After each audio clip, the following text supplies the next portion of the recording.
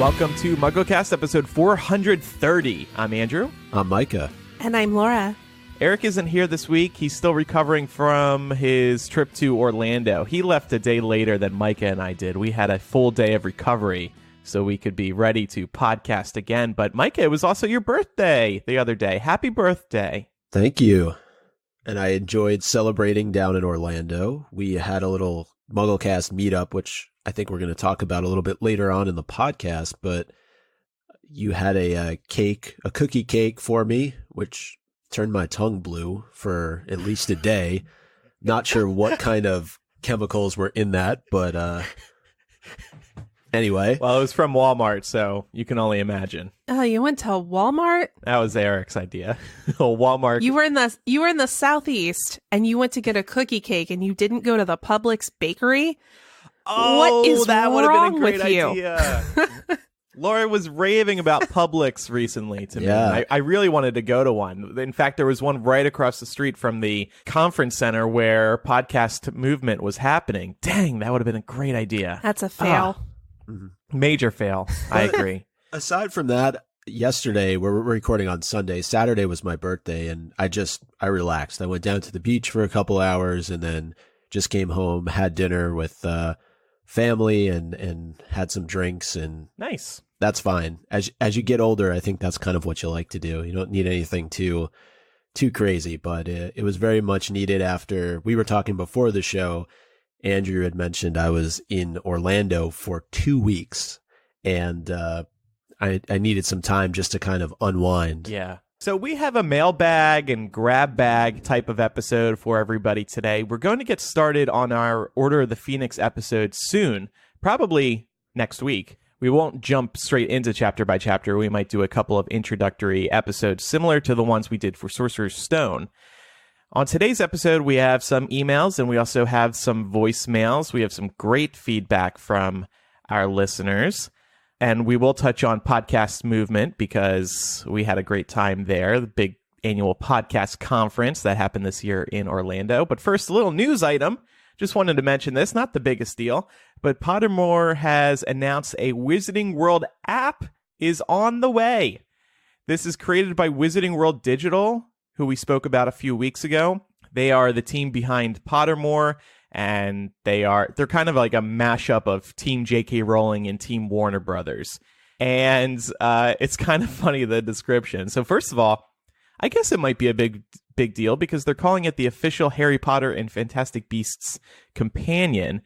But it sounds like it's going to be Pottermore within an app. There's going to be news, polls, announcements. And get this, everybody. There is going to be a new fanzine, Wizarding Weekly, landing every Wednesday. Fanzine is a word I probably have not heard since 2002. Yeah. So I'm eager to see what the fanzine is. And they said they're working on more ways to make the app as magical as possible. So I guess we're finally going to have a use for that Wizarding passport that we all created a few months ago. And it's going to be launching in New Zealand first. Any ideas what could be in this fanzine? I don't know. I'm imagining, kind of like you said, Andrew, like a 2000s style, like Nickelodeon magazine type thing. Right. Welcome to Teen Bop. Today we're fawning over young Dumbledore. We have an exclusive interview with Jude Law. The interview you have to read. Yeah, right. Yeah. So kind of interesting, but Yeah. I don't know. What was the first thing I said to you, though, Andrew? Do you remember? I can't remember. Another app. Another app. Yeah. But that's where the world is going. I think Pottermore realizes that. They might be trying to transition away from Pottermore.com and just going strictly into the app world. I'm also thinking they might start using this to send out some push notifications, maybe with some breaking news. Fantastic Beasts 3 is titled this. Tap to learn more. Yeah. Stuff like that. No, I think it's definitely a smart move for them. Because the days of people sitting down at their desktops to look up Harry Potter news are, I think, somewhat behind us. I'm sure there's still some people who do that, but yeah, definitely the trend is for the app life. So exactly. I think there have been a lot of signs that the Wizarding world is evolving in this digital landscape. We have these new Harry Potter video games. We found out a couple of weeks ago, and we haven't even mentioned this yet, Warner Brothers is putting together a new web series. The working title for now is called Sorted, it seems, and it's going to be a web series in which fans talk about what their Hogwarts house means to them. So there are all these digital initiatives going on right now to get the Wizarding World ready for the next 10, 20 years. So that's pretty interesting. Anyway, we'll see what's in this Wizarding World app with the fanzine when it launches in the weeks ahead. It looks like New Zealand is going to get it first. We did also want to recap our time at Podcast Movement in Orlando. We learned a lot, right, Micah? The reason that we went down there was to see what we can do to grow the show. And we wanted to network with fellow podcasters, and it was a really great time. Absolutely. I thought it was a really cool event to attend, and I went in with really no expectations, but walked out feeling really glad that we spent the time down there, spent that additional couple of days tacked on to the end of my 10-day work trip. But just the things that we learned, all the sessions that we went to, we kind of divided and conquered, and we all took notes. So there's probably at least 15 to 20 Google Docs that we created just with notes on how we can improve the show for the listeners. And that's really what it's all about. So thanks to our patrons that we were able to go down there, and we met with Patreon. We met with a few other groups, and we met some other Potter podcasters who were down there as well, who I had never met before. So it was great just to connect with other folks from the industry, whether they were Potter podcasters or whether they were from, other podcasts that you'd never even think existed. So it was really cool.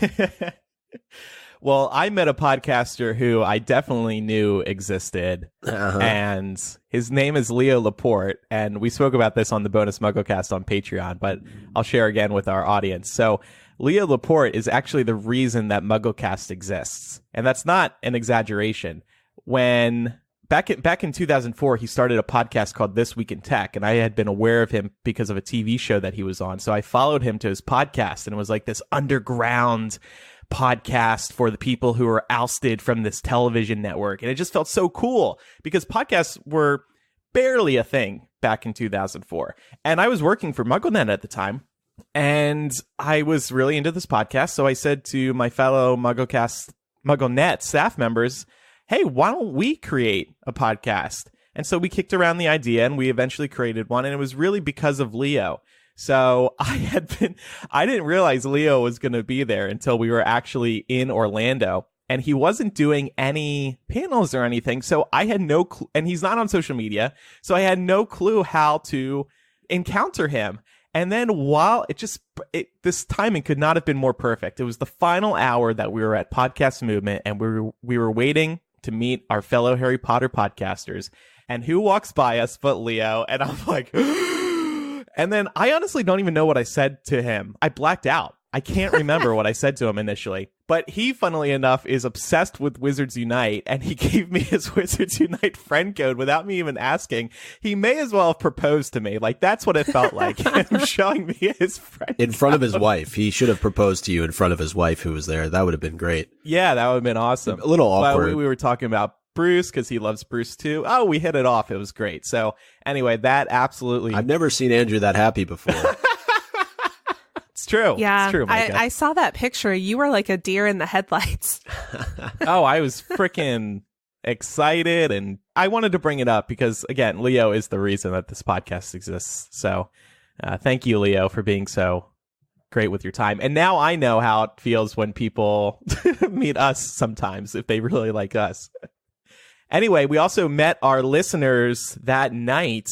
We had a MuggleCast meetup at Bar 17 Bistro. It's a rooftop bar at Universal's Aventura Hotel. It was a really great night. Thank you to Michael, Haley, Robin, Charlie, Nicole 1 and Nicole 2, Kim 1 and Kim 2, Erica and her husband who extended their honeymoon to make the meetup. Aww. Heather, Madison, Madeline, Christina, Kat, Crystal, Amanda, Jess, and Ryan.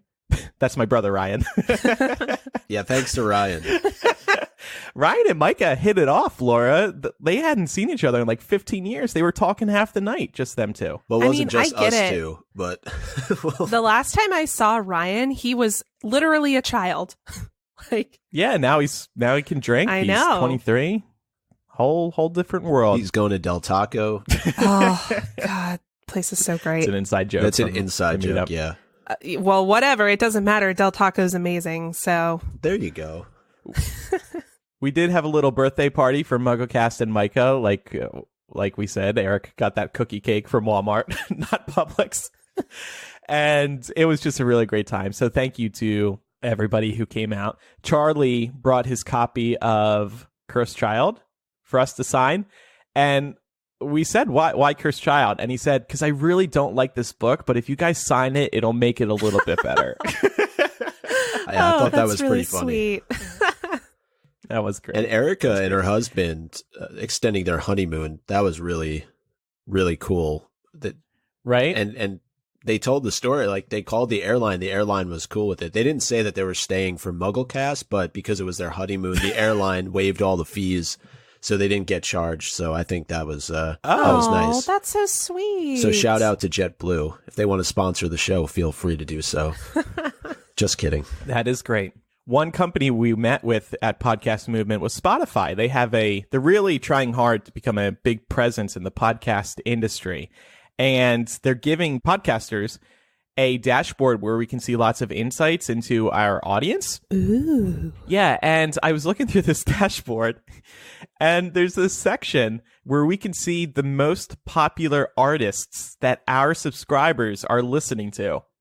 And I asked on our Twitter account to our listeners, what artists do you think are most popular with MuggleCast listeners? And we have the top 5 here. I thought I'd reveal them on the show. It's kind of interesting. Do you two want to guess one artist who might be in this list of 5? I feel like Taylor Swift, Okay. probably. Mm-hmm. Micah? I think you showed me the list, but I don't remember it. Oh, crap. You're right. I did. Ed Sheeran's probably in there as well. Yeah. So Ed Sheeran, Taylor Swift, Billie Eilish? Oh, yeah, know she's how to- cool. Yeah. Ariana Grande and Beyonce. So it's just your typical pop stars. Nothing special. But it'd be funny if there was like Wizard Rock in there or Is Wizard Rock on Spotify? I think so. I'm sure some of it is. Should be if it's Well, not. Andrew, you had your you had your Wizard Rock single from like 2005 or whatever. Yeah. I bet that's on there. I bet somebody's God, listened you think that's on Spotify? Am I making any money from that? Couple other housekeeping reminders. I'm going to be at the Wizards Unite Fan Festival in Indianapolis 2 weekends from now. It's going to be Labor Day weekend. I'm going to be there on the Saturday. So if you see me, please say hi. I don't have plans to do a formal meetup just yet. I might send out something on social media. So keep an eye on MuggleCast on Twitter, Facebook, and Instagram, just in case. But if you are in town, please say hi if you see me, especially if you're at the Wizards Unite Fan Festival. And Micah, you and Eric are doing something later this year, right? Yeah, we mentioned it on the last episode, but Eric and I will be at LeakyCon Boston, October 11th through the 13th at the Seaport Hotel and World Trade Center. It's the 10-year anniversary of LeakyCon, and it all started back in Boston 10 years ago. So they are doing a special conference just for Boston, and it's going to be a lot of fun. I know Dan Fogler, who plays Jacob in the Fantastic Beasts series, as well as Chris Rankin, who plays Percy Weasley. They'll both be there. More announcements to come, but if there are any listeners that are interested in attending, all you have to do is go to LeakyCon.com and enter code MUGGLE at checkout, or just go to LeakyCon.com/MUGGLE for $10 off your ticket to the conference. Okay, great. Excited to hear what you guys do there. I know Chris Rankin is friendly with Eric. MuggleCast, so maybe do something with him. Yeah. I don't know. Dan Fogler has his own podcast, so we can Swap. connect with him over old podcasting stories. I don't know. Hey, man, were you at Podcast Movement? Yeah. Missed you there. You should have come to the MuggleCast meetup and ate Walmart cookie cake with us. All right, so it's time now for some voicemails. This one, we have a mix here. There is we have a mix of Sorcerer's Stone responses, theme park reactions based on our last episode, and a couple other oddball things, including a Crackpot Theory. Let's start with this little Easter egg from Sorcerer's Stone. I know when people hear this, they get really excited about it if they haven't heard about it before. So hopefully some people haven't heard this one before. Hey, MuggleCast, it's Chris calling again. Hey, after the end of the chapter of Sorcerer's Stone, I decided to listen to it again, and had a quick thought that I thought was funny. You guys might find funny as well. Chapter 12, there was a point where the Weasley twins were throwing snowballs to the back of Quirrell's head. Kind of made me wonder what Voldemort thought of that when he was getting pelted by snowballs. Just thought it was a funny little tidbit. Thanks, you guys are awesome. Bye. That was absolutely some foreshadowing going on by J.K. Rowling. And also just one of those fun little moments that she tends to insert over the course of the series. Mm-hmm. I like to envision Voldemort's face as each snowball, like, made impact. Do you think he made a noise too? Like, I imagine the noise would be slightly more evil sounding than that. What would a evil sounding noise of pain be? I don't know. But it's Voldemort, right? Ugh. If you've ever been hit in the face with a snowball, you know how annoying it is. I remember I got hit once in college. I went to Syracuse, so it snows there like 10 months out of the year.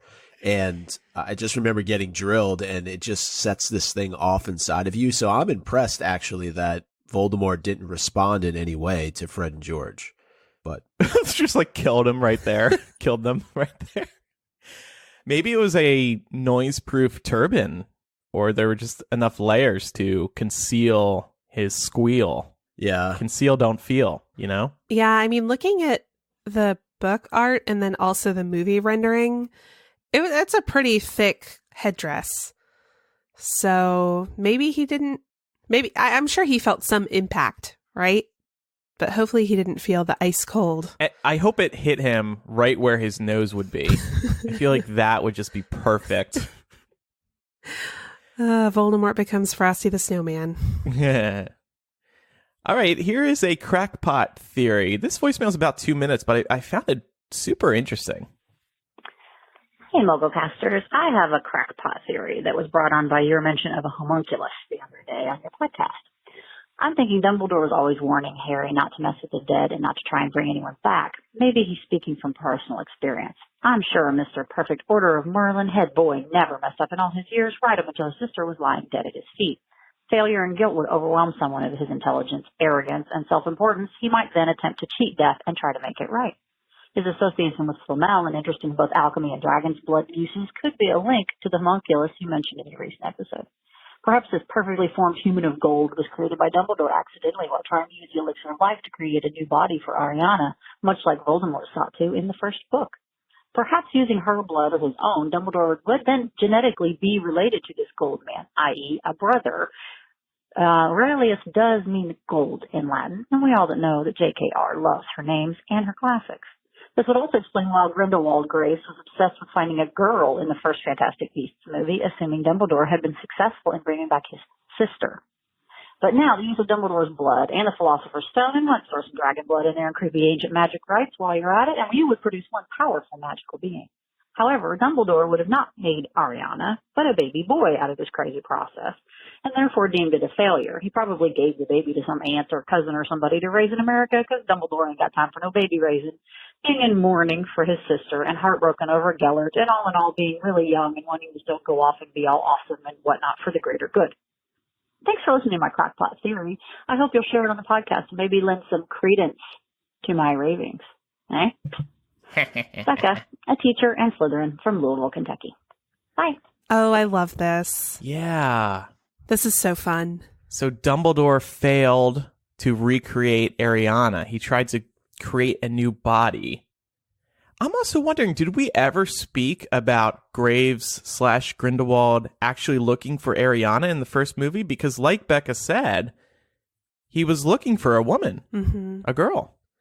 Well, and we thought initially, weren't we led to believe that it might be the other little girl, Modesty, I think her name was? Yes. And then this whole gold thing is definitely something that people have been speculating over a lot. And wow, Imagine getting that backstory at some point in this Fantastic Beasts series, Dumbledore confessing that he tried to bring Ariana back to life.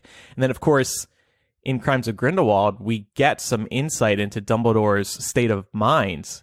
We see his feelings. We see how torn up he is over Ariana, even though he doesn't explicitly bring her up. Well, it's when he's talking with Lita, right, that he brings it up? Yeah. I do wonder, though, if Dumbledore were to do this and then immediately decide to give the baby away because it's a boy and it's not what he wanted, why go through the trouble of naming him? Unless somebody else named him. Well, he's alive now. May as well name him, right? I mean, I guess if you have no intention of interacting with him or making him part of your family, why? I mean, I know Dumbledore's sentimental and stuff, but at the same time, if he's like, cold enough to give away his blood relative as an infant. That's the only hang up for me. Yeah. It's a little hard to imagine Dumbledore giving away a child that he created. But maybe he's just so upset about Ariana that he couldn't bear to face this failed attempt at creating Ariana. So we're saying that in an attempt to recreate Ariana, he creates Credence? Right. That actually would be one of the only things at this point I would believe as possible. And that would, of course, allow for Credence to actually be related to Dumbledore in some way. Right. And then I, as a fan, can buy this whole story that J.K. Rowling is creating. This Aurelius Dumbledore twist at the end was a lot for some people, and I've been subscribing to this theory that he is actually a Dumbledore. But it still kind of sits weird with me that we had never heard of this character before. So this theory I can get behind, and this storyline I can get behind if this is what actually is going on. I'm just trying to play this out. So if Dumbledore had created Credence / Aurelius and given him away, he gave him to whomever it was that, sorry, I'm blanking right now, but that had him on the Titanic. I'm kidding. Not actually the Titanic. I think he was Dumbledore's aunt based on the you're right. script book. Okay. So that would make sense if he was giving the baby away to an aunt who was then taking him to America. Mm-hmm. Okay. And then maybe the aunt dies in the sinking, and so he ends up in this crazy ass orphanage. Yeah. Okay. Well, what about if he sends this child away to keep him away from Grindelwald? Maybe he doesn't trust Grindelwald's plans. Oh, right. And that would also, because Grindelwald would totally, that would also make sense as to why then later, when in the first Fantastic Beasts film, that Graves / Grindelwald is looking for this Obscurus. Yes. All right, we solved it. Huh. We solved the mystery of us and Becca, MuggleCast and Becca. Becca solved it. Really, Becca, call back after we find if this all comes into fruition, and then we'll have you on the show. Show. Yeah, exactly. All right, moving on to our next voicemail. Hi, my name is Kelsey. I was listening to your podcast from this week, and you were talking about the Mirror of Erised and how it seems like Dumbledore had basically set it up so that Harry could be able to get the stone instead of just hiding it in there permanently. We've talked a lot about how Dumbledore has basically set Harry up. Do you think that this was Dumbledore's first test for Harry to see, does he really have a pure heart? Because at this point, he hasn't really had that much contact with him in 10 or 11 years. So do you think this was kind of a test for Harry to see how he would handle, if the mirror would know if he wanted to use the stone, or if it was just to get it for safety reasons? Yes, I love this. There's a lot going on here. So first of all, I think I made this point when we talked about the end of Sorcerer's Stone a couple episodes ago, but choosing to make the stone only retrievable by somebody who wanted to find it and not use it is a very pointed choice. Because when I think about somebody who would only want to find the stone and not actually use it, I can only think of a child, because somebody that young doesn't quite have a fully formed concept of death and the fear that comes along with it. Whereas I can't imagine somebody like who's an adult and does have that understanding would only want to find the stone and not use it. So that's the first thing. Secondly, we talked about all of the comparisons between the last chapter of book 1 and the King's Cross chapter in Deathly Hallows, in which Harry wakes up in the hospital wing in book 1, and then he wakes up at King's Cross, air quotes here, in book 7. And there are so many parallels to the environment that's described and also to the conversation that Harry and Dumbledore have.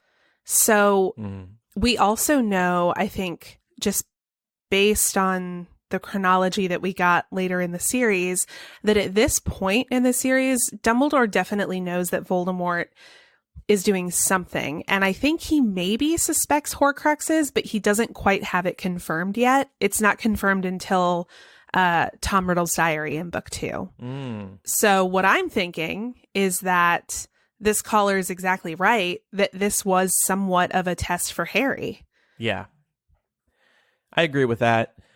The caller, Kelsey, also said that, by the way, when we look at these names, when I say Kelsey or Becca, I'm relying on the Google Voice transcript, so hopefully Google is transcribing correctly.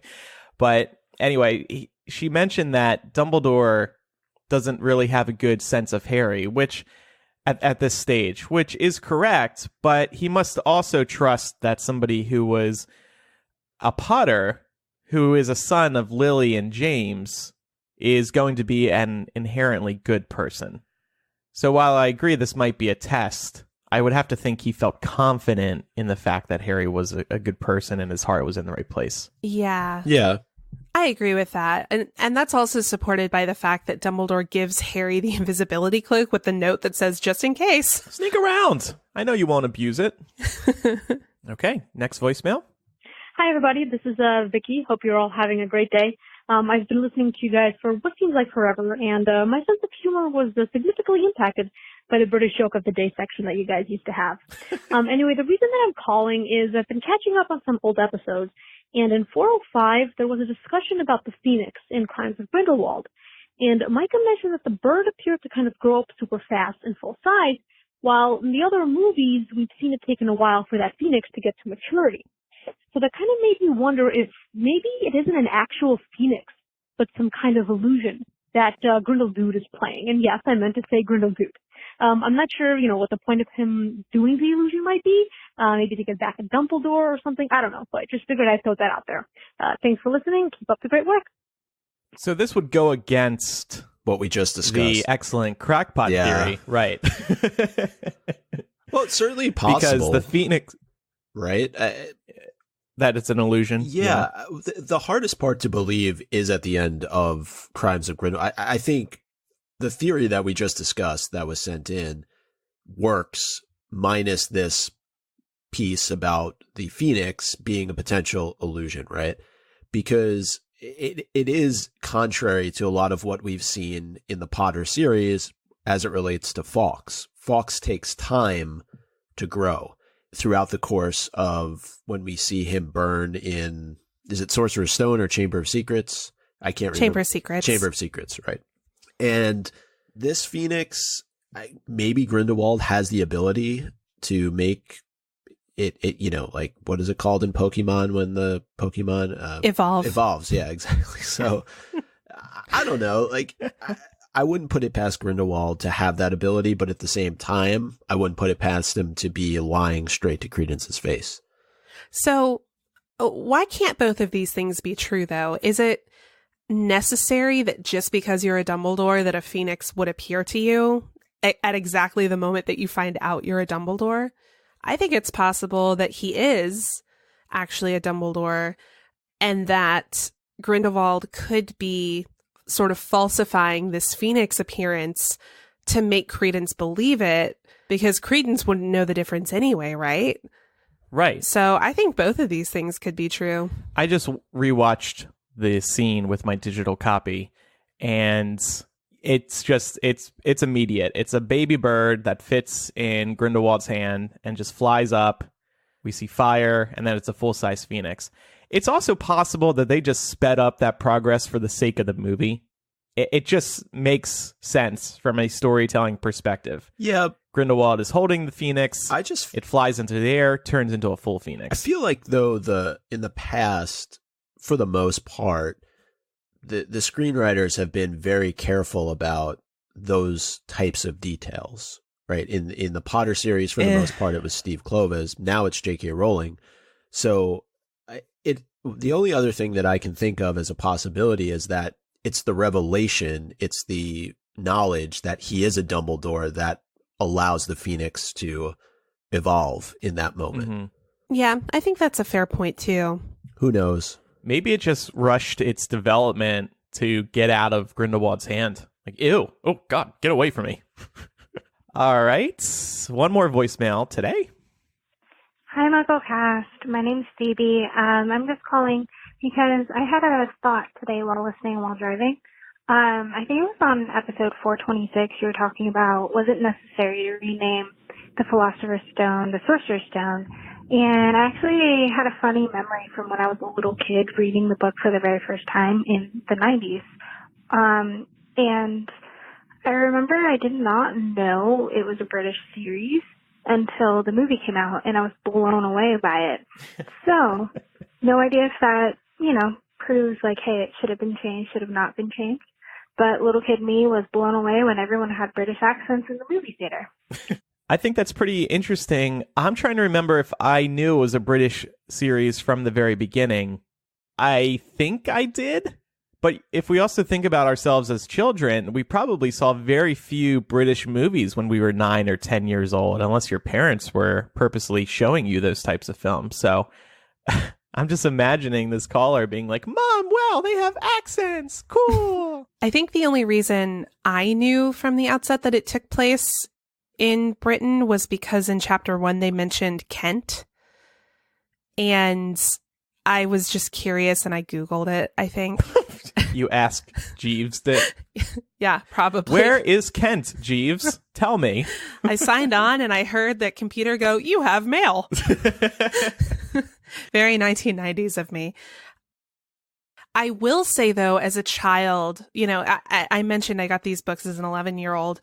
I was unsure how to pronounce some of the names. Mm-hmm. Like Seamus, for example, to 11-year-old me read as Seamus. Mm-hmm. And I remember I was reading the book out loud one day to my brother, and my mom heard me, and she heard me say Seamus, and my mom was like, no, Laura, it's Seamus.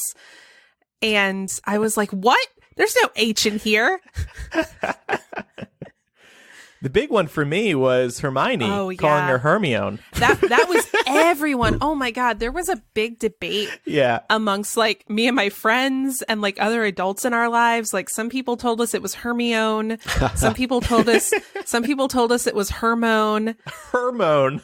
Yeah. It honestly wasn't until, I don't think it was until the movies came out that I learned the right way to say her name. Yeah, I don't think so. I think I was the same way. Wow. No, I probably would have done the same thing. But I had the luxury of the movies first, at least the first 3 movies, and then I started reading the books.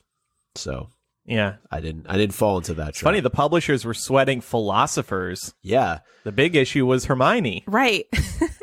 Anyway, thank you for sharing that. Thanks everybody who left a voicemail. We have been listening to them all. We can't play them all, unfortunately, but we really appreciate the time that everybody takes to call in. It's wonderful hearing your voices because we're always just hearing our own voices, and we rarely get to hear back from you unless we do one of these meetups or we listen to the voicemails. So thank you for calling in. We really appreciate it. If you want to call in with a voicemail, our number is 1-920-3-MUGGLE, 1-920-368-4453.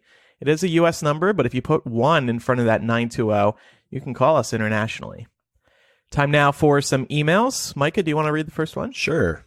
First email comes from Jennifer, who is a frequent participant in our Quizzitch game, from what I remember. Hear her name a lot. She says, sorry to see pedantic. I'm a Ravenclaw after all. But in your latest episode, 427, well, this is going back a couple episodes, you were asking why the people at Harry's school didn't notice when he disappeared. School years are a bit different here in the UK, and when Harry went to Hogwarts would be when you would start secondary school. So he would have been going to a new school anyway, and it wouldn't have been very noticeable.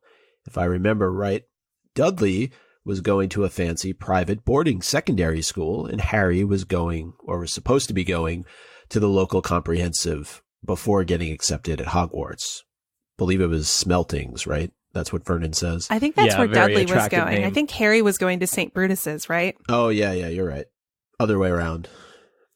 See, this is why Laura needs to be here all the time. Well, she is now. That's what I'm saying. I love your discussion, though. I never thought about how they kept up with Muggle friends. It must be so difficult. Keeping fantastic, Jennifer.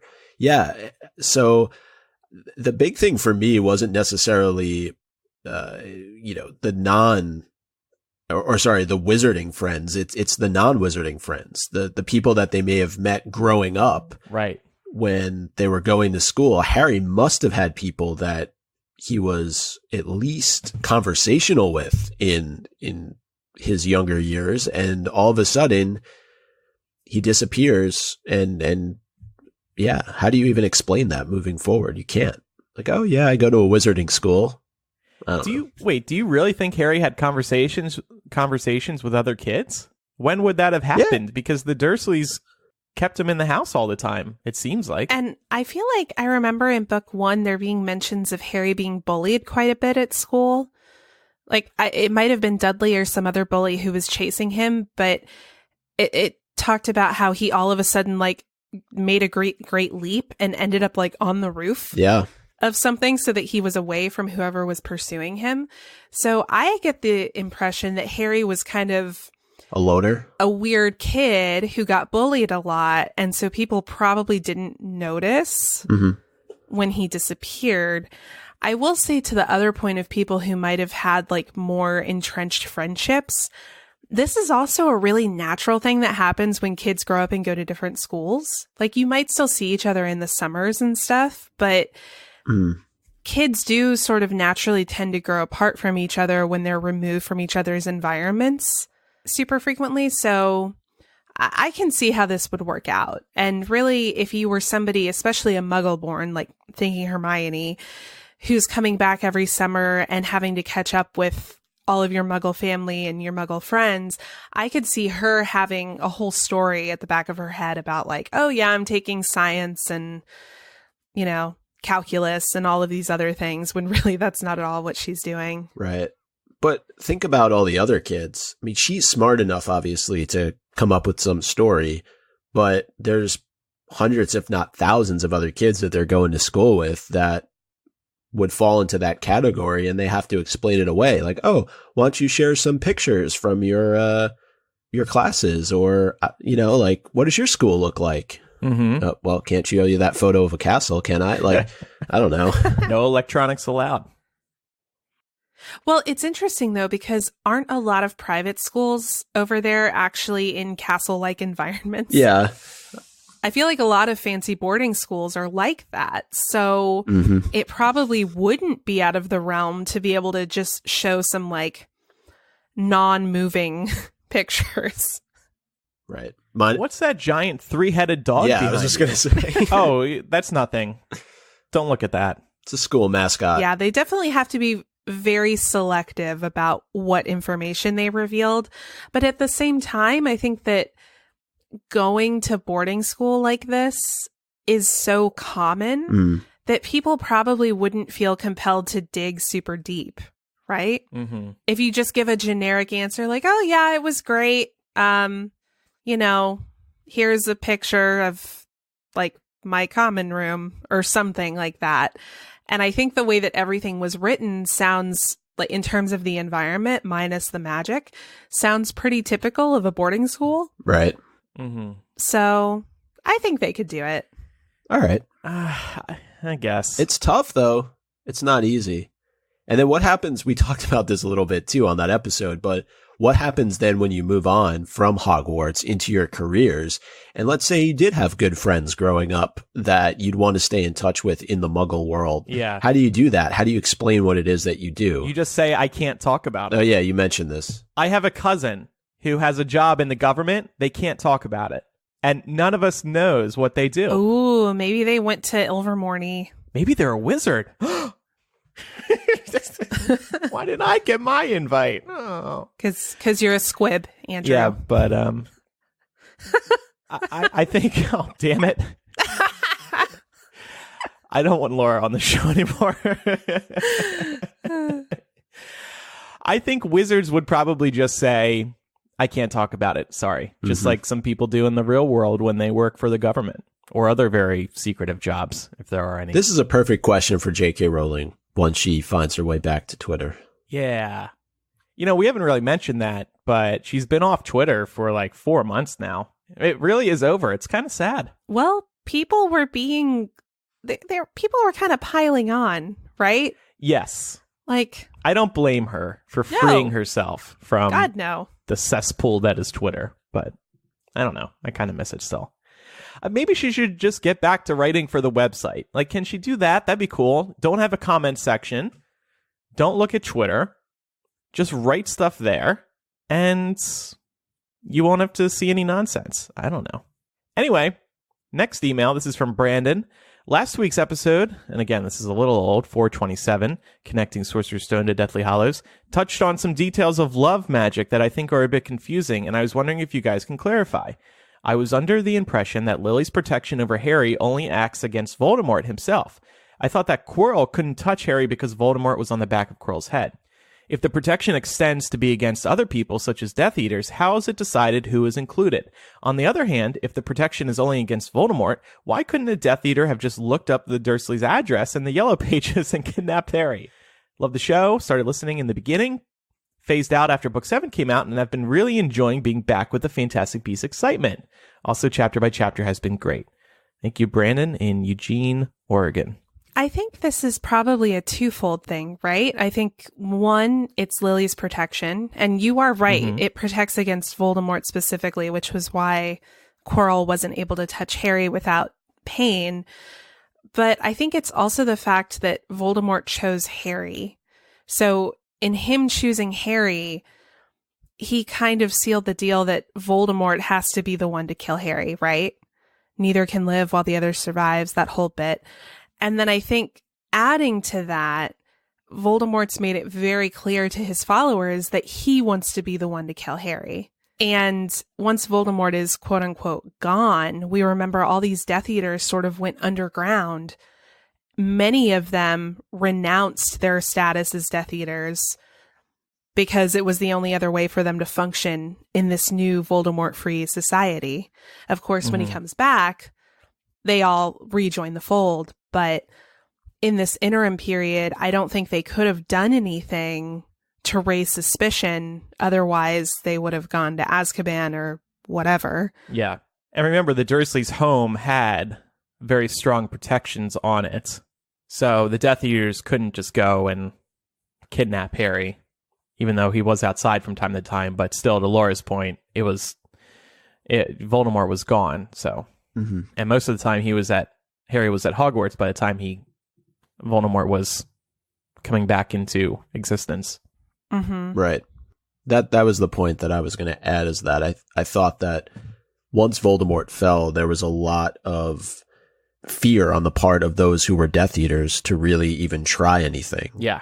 And much less to be public about the fact that they were a Death Eater. So and Harry presumably had killed the most powerful dark wizard of all time. Does a random Death Eater like Lucius Malfoy stand any chance if they were to try? They didn't know what happened. Nobody knew what happened other than the fact that Voldemort had been destroyed and Harry had survived the killing curse. So why would they be any more successful in their attempts? Yeah, exactly. I can see that fear of them thinking like, well, he did this as an infant. What could he do as a 5-year-old or as a 10-year-old? I don't really want to mess with this. The other consideration as well is that killing Harry Potter would have been a highly publicized crime. And these are all people who are trying to go back to living their normal lives without allowing their previous Death Eater status to impact them, right? Like Lucius Malfoy works at the Ministry of Magic. And I'm pretty sure that things wouldn't have gone well for him if he had shown up at the Dursleys and tried to kill Harry. And let's not forget, too, Lily's protection of Harry, her sacrifice was kind of extended in a way by Petunia's acceptance of Harry at Privet Drive. So that's also at play here, too.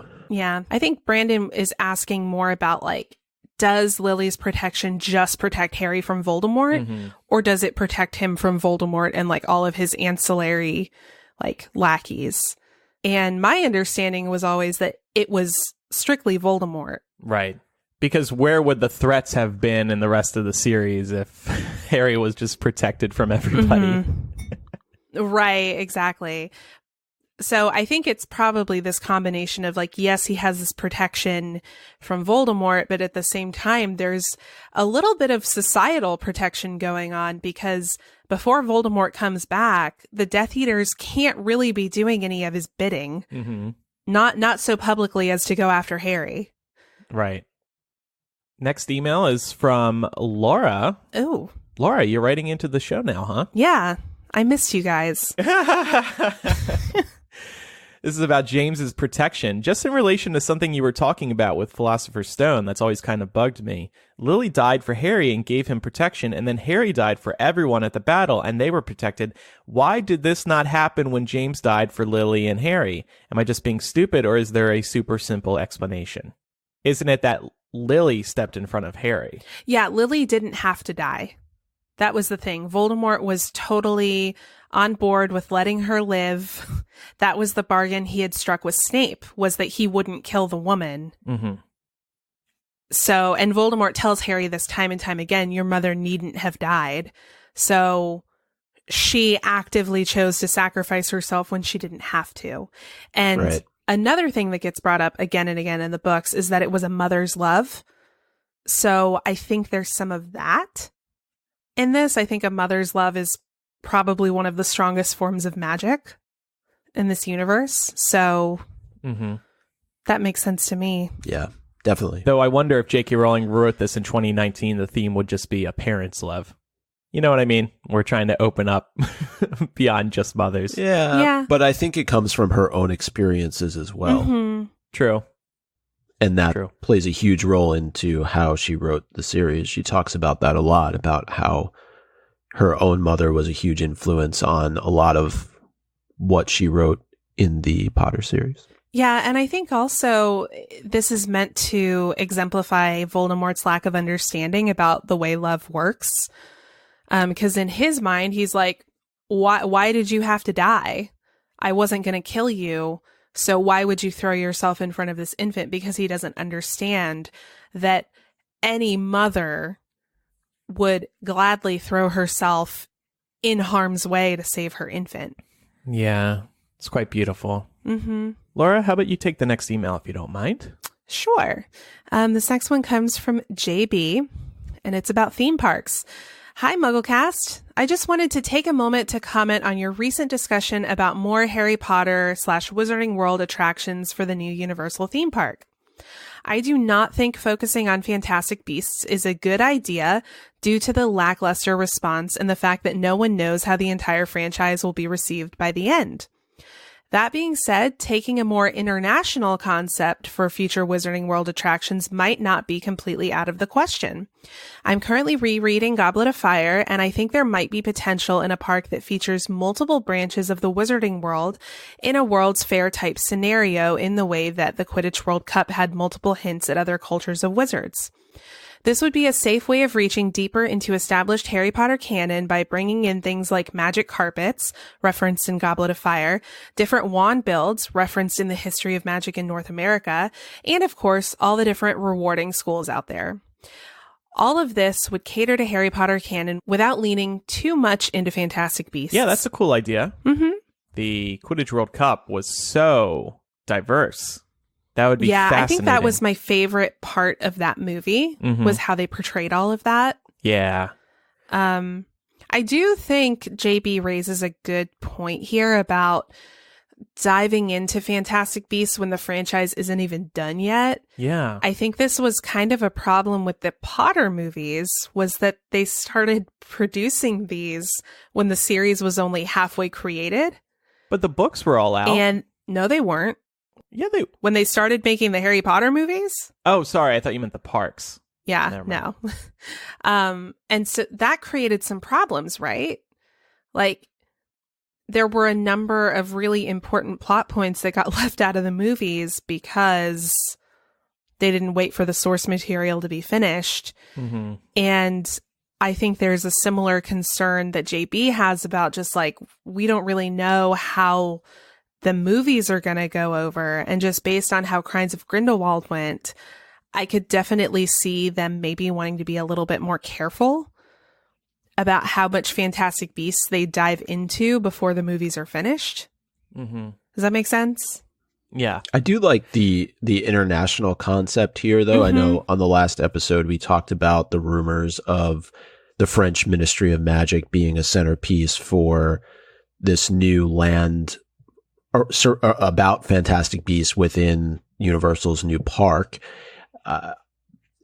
I do tend to also agree, though, with JB that I think that the Fantastic Beasts franchise has not reached the level of success yet to actually build around it. And I think that could be a major issue, especially if this is going to be one of the main centerpieces of this new park. So taking a more international, like an Epcot-like spin on the Wizarding World and creating things that, Potter fans would also be familiar with, because to me, Potter is what is going to sell for them. It's proven, right? And I think they've started to even incorporate parts of Fantastic Beasts into like Hagrid's ride, right? You see all the different beasts. It's called Hagrid's Magical Creatures Motorbike Adventure.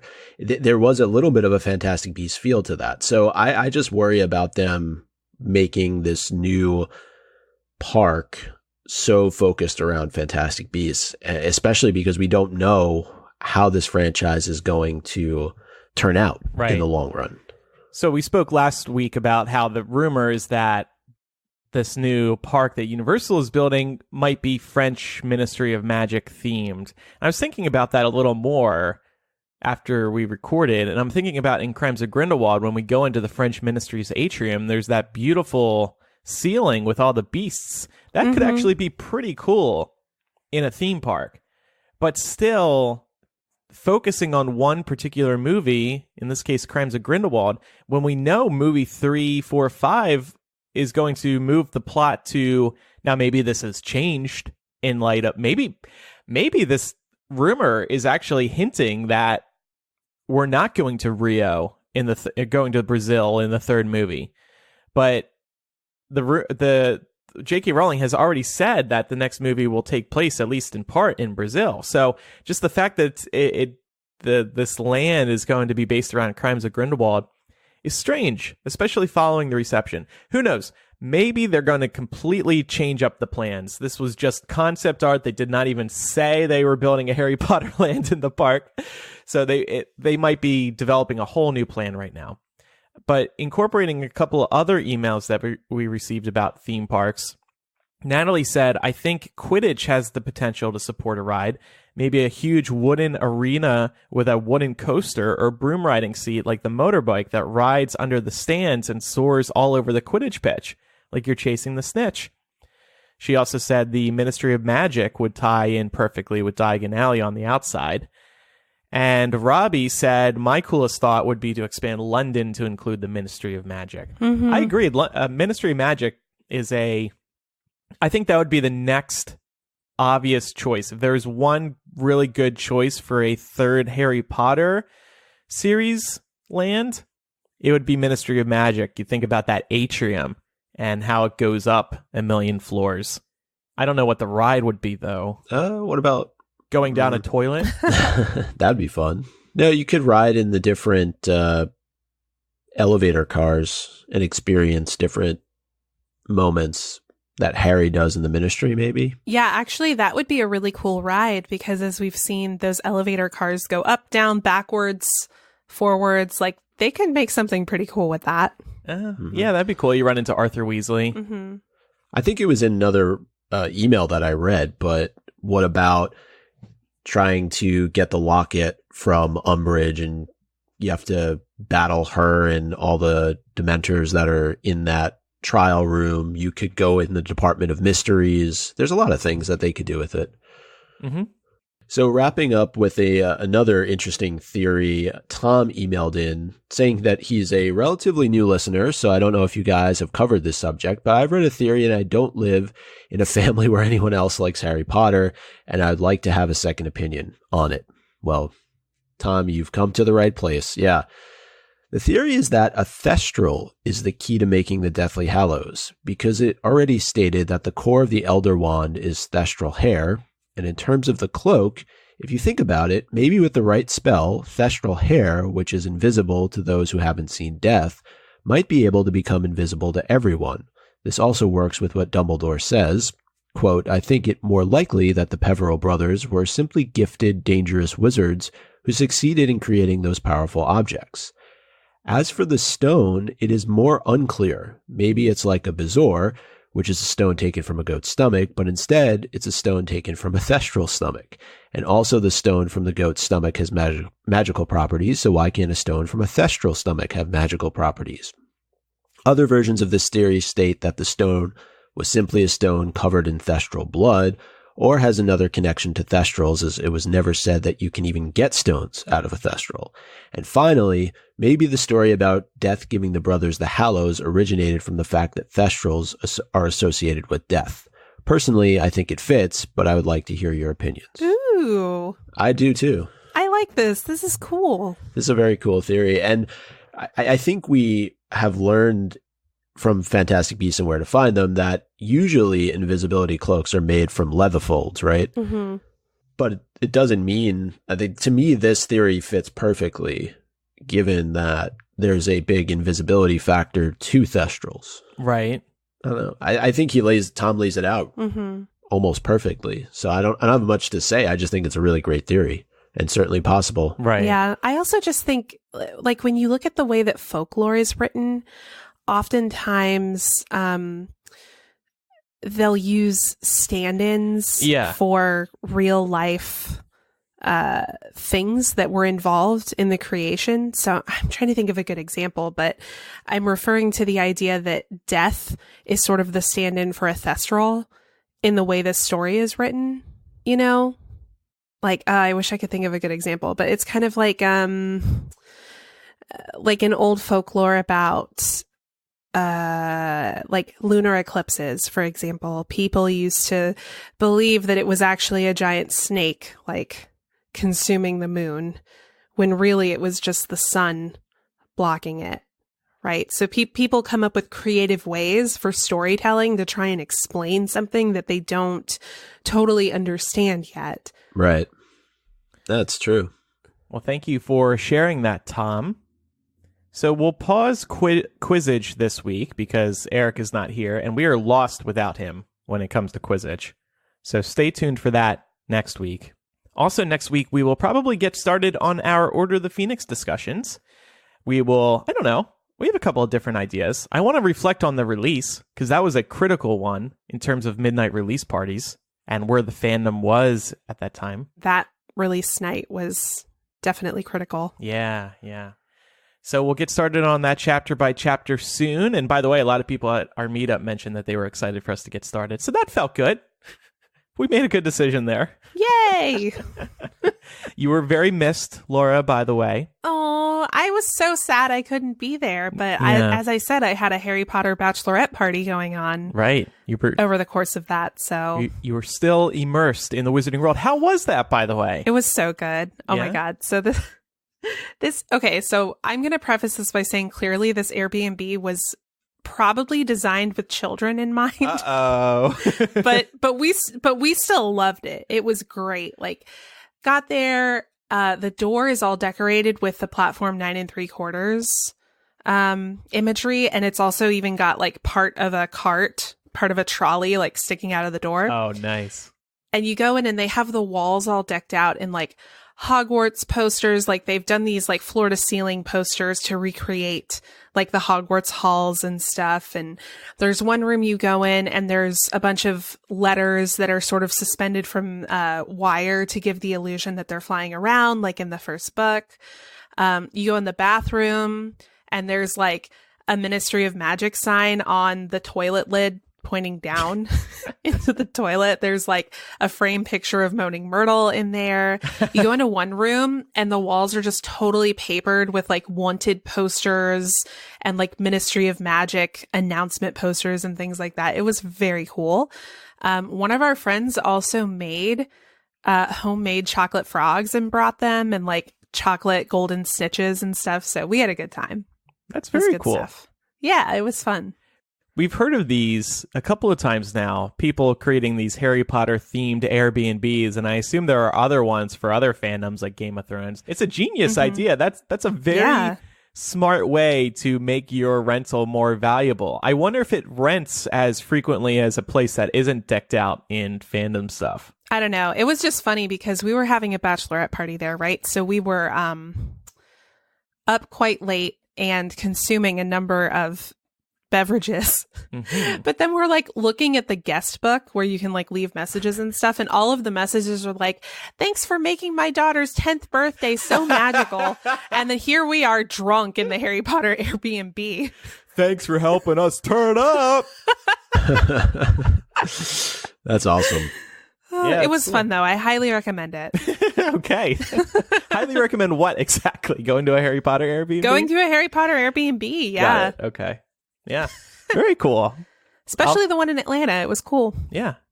Did you sign it personally? Maybe some of our listeners can attend and look for your name. I did not. I thought about doing it, but honestly, I was too drunk, so. You could have left a MuggleCast sticker as well in the I don't think I have book. Any. Oh, we'll have to get you some. I have millennial stickers. Laura, we were at Podcast Movement to learn how to promote the show. That would have been a perfect place to promote the show.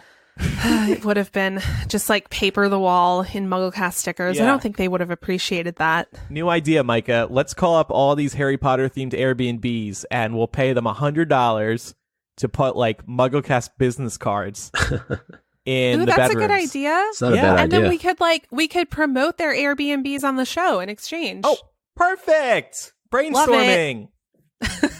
Thank you, Podcast Movement, for inspiring us to grow. And that Airbnb.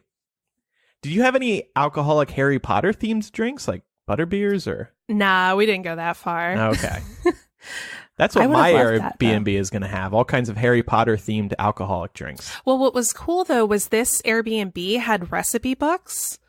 So it had all kinds of recommendations for things that you could make while you were there. And like they had all the movies, they had all the books. So we just kind of had the movies on a constant rotation in the background. Nice. Which was fun. Rewatching Chamber of Secrets, I was like, whoa. These kids were so young. Oh my God. Yeah. Harry Potter drinking games, got to have that information at these Airbnbs. Got to play Harry Potter Flip Cup. Oh yeah, just have a crap load of Harry Potter board games and video games. Oh man, I really want to start my own Harry Potter Airbnb now. You should. Oh my God, when you move out of your current place, just keep it, but turn it into a Harry Potter Airbnb. Oh, there you go. What would my downstairs neighbors think of that? The cool ones would probably be on board. They just hear people screaming Hedwig's theme every time somebody's renting it. They just hear people running around upstairs going, Expelliarmus! There's a little sign over in my recording area. This is where Andrew Sims recorded MuggleCast during his time in this condo. All right, anyway, let's wrap this up. Thank you, everybody, for listening. Visit MuggleCast.com for all the information you need about this show, including our contact page where you can write to us. We also have the voicemail phone number there. We also have a complete archive of episodes on MuggleCast.com, unlike our RSS feed. But I am excited to say we are attempting to get all of the old episodes onto our RSS feed. If you try to listen to the old stuff through your podcasting app right now, you only can get as far back as episode 212, I believe. And that's because we used to delete episodes in the RSS feed because we didn't want that file getting too big. It was a whole different time in the early 2000s. So now we don't need to do that. We are trying to get those old episodes in there. A lot of people ask for that, so that's why we've made this a priority. And at this point, we're just waiting for our hosting provider to get them in there. We did our half of the work. Now it's their turn to bring us home. So hopefully we will have some good news on that in the weeks ahead. In the meantime, you can get our entire episode archive on MuggleCast.com. We also have a link to chapter by chapter right at the top of the website. If you're on mobile, hit that little hamburger menu and you'll see it there. You can easily jump around to any of our chapter analyses. And finally, become a member of our Patreon, patreon.com/MuggleCast. You will get access to a recent bonus MuggleCast in which we were offering, after we attended Podcast Movement, kind of a state of the MuggleCast, what we learned and what we're going to be doing in the months ahead. And you can also get early access to the podcast because you will be able to tune in to our live streams. We live stream every single episode of MuggleCast. Everybody kind of gets a raw look at the recording of the show, the beginning, the middle, the end, before, after, everything. And people can sound off and correct us when we make a mistake. For example, I'm looking at the chat right now, and David says invisibility cloaks are made from demiguises, not leather folds. Oh, good call. See, this is why we live stream. There you go. Yeah, so we can get help. You can fact check us. It's a vast wizarding world out there, and often we are responding to things on the fly. So sometimes we make a mistake, but we appreciate when people point us in the correct direction. Kindly. Then there's some people who are like, you guys are idiots. Well, sorry. We're working on the fly here. Off the cuff. I mean, you know what? You're entitled to your opinion. Yeah. It's fine. That's fine. Everybody's wrong sometimes. It's okay. Yeah. Oh, and Michael, who was at our meetup and listening live right now, he said, we missed you, Laura. I have a goal now to get you to sign my book. He brought another book. Maybe Sorcerer's Stone, I think it was. This was not Cursed Child book guy. Oh, okay. Well, I mean, I have family in Florida, so I do end up in Orlando at least once a year. So maybe we can set something up. Next time you're down there for work, there we Michael, go. because Michael was not a resident of Orlando. Oh, damn it. Yeah. Well. You're just going to have to travel all around until you find him. Anyway, thank you, everybody, for listening. I'm Andrew. Micah. And I'm Laura. See everybody next week for episode 431. Goodbye. Bye. Bye.